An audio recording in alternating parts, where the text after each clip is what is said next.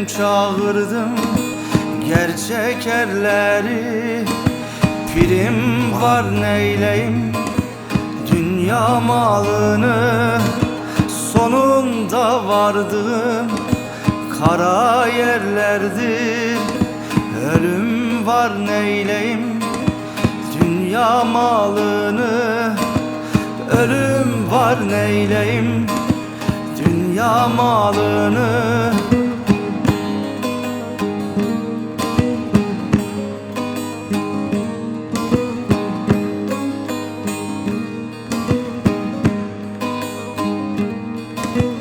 Hazreti Ali'yi gördüm batında, Zülfikar elinde, düldül altında. Erenler yanında, pirler katında. Malım var neyleyim dünya malını. Malım var neyleyim dünya malını.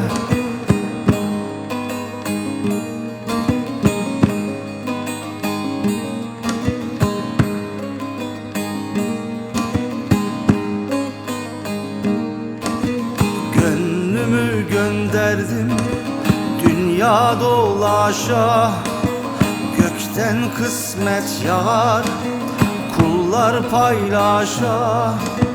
Pirim Ali ile Hakk'a ulaşa. Halim var neyleyim dünya malını. Halim var neyleyim dost dost dünya malını.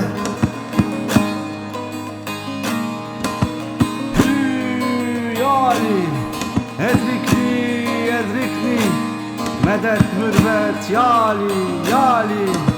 Gönlümü gönderdim neye erecek, gönül gözü ile hakkı bulacak. Hakkın divanına doğru varacak. Yolum var neyleyim dünya malını. Yolum var neyleyim dünya malını. Yaşa, yaşa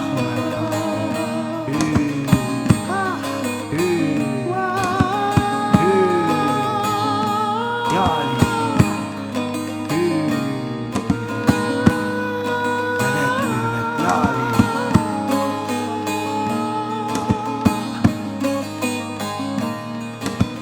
bir sultan abdalım, bir çare fakir. Mümin bahçesinde bülbüller şakır. Muhammed Ali'nin alnında balkır. Nurum var neyleyim dünya malını. Nurum var neyleyim dünya malını.